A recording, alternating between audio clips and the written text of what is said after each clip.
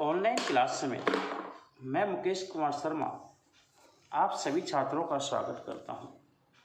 अभी तक हमने प्रश्नावली 1.1 के बारे में अध्ययन किया है। आज हम प्रश्नावली 1.2 के बारे में अध्ययन करेंगे, लेकिन उससे पहले कुछ परिभाषाएं हम और सीखेंगे। अभी तक आपने परिमेय अपरिमेय संख्याओं के बारे में सीखा। आज हम सीखेंगे वास्तविक संख्याओं के बारे में। वास्तविक संख्या किसे कहते हैं? परिमेय और अपरिमेय संख्याओं से मिलकर बनाई गई संख्या। किससे? परिमेय और अपरिमेय संख्याओं से मिलकर बनाई गई संख्या वास्तविक संख्या कहलाती है। इन्हें R से प्रदर्शित किया जाता है। जैसे 3 + √5, 2 + 2 √7। ये क्या हो गई? परिमेय। ये क्या हो गई? अपरिमेय। ठीक है ना, इत्यादि। उसके बाद हम सीखेंगे दशमलव संख्या।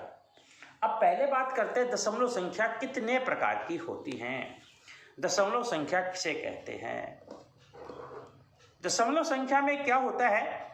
जिन भी संख्याओं में दशमलव चिन्ह के बाद अगर कोई जीरो के अलावा कोई अन्य संख्याएं लिखी जाती हैं, वो सारी संख्याएं दशमलव संख्याएं कहलाती है। दशमलव संख्या दो प्रकार की होती है, शांत दशमलव संख्या, अशांत दशमलव संख्या। जैसा कि आप नाम से जान रहे हैं, शांत यानी कि शांत हो जाना, अशांत यानी शांत नहीं होना। अब क्या होती है ये? शांत दशमलव संख्या ऐसी दशमलव संख्या जिसमें दशमलव संख्या कि दशमलव चिन्ह के बाद अंकों का लिखना समाप्त हो जाए। जैसे 5/2, 2.5, 33/8। क्या हो रहा है यहाँ पे? पूरा भाग जाके दशमलव के बाद शेषफल 0 प्राप्त हो गया। या यूं कहें कि जब किसी परिमेय संख्या को दशमलव संख्या में परिवर्तन करें तो शेषफल 0 आ जाए, वह संख्या शांत दशमलव कहलाती है।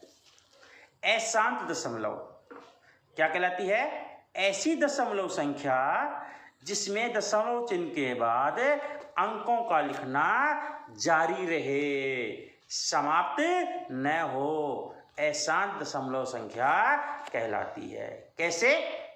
जैसे 10/3 बोले तो 3.333, यानी 10 में 3 का भाग दें, कभी पूरा नहीं जाएगा। हर बार शेषफल बचेगा 3/13, हर बार शेषफल बचेगा। आप कॉपी के अंदर भाग देके प्रैक्टिस कर लीजिए। ये संख्याएं अशांत दशमलव संख्या कहलाती है। आगे अशांत दशमलव संख्याएं दो प्रकार की होती है, अनावर्ती अशांत दशमलव और आवर्ती दशमलव संख्या। अनावर्ती ऐसी अशांत दशमलव संख्या जिसमें दशमलव चिन्ह के बाद कोई अंक अथवा अंकों का समूह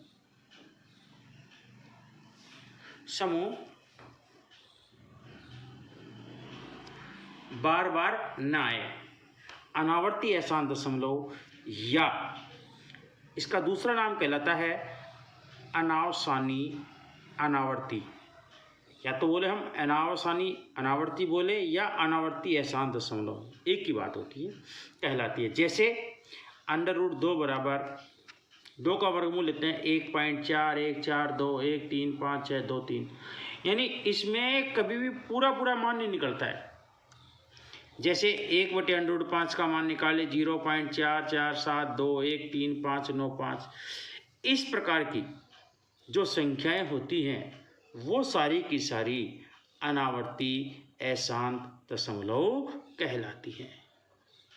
अब आवर्ती अशांत दशमलव संख्या के बारे में जानें।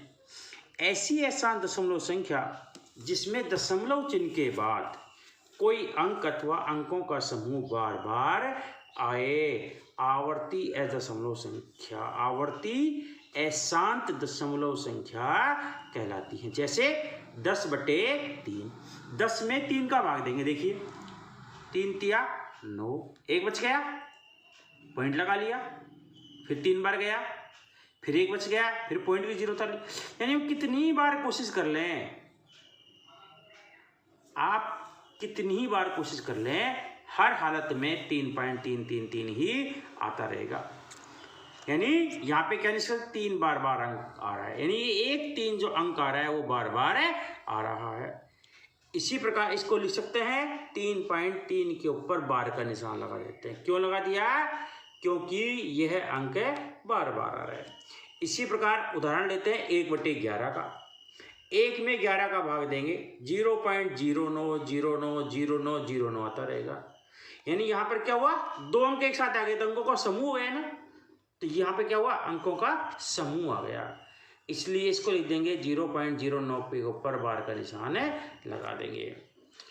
अब अनावर्ती अशांत दशमलव संख्या की दूसरी परिभाषा भी क्या कह सकते हैं, जो अशांत दशमलव संख्या आवर्ती न हो अनावर्ती अशांत दशमलव संख्या कहलाती है। एक परिभाषा तो हमने पिछली बार आपको बता दी थी, ये इसकी दूसरी परिभाषा है।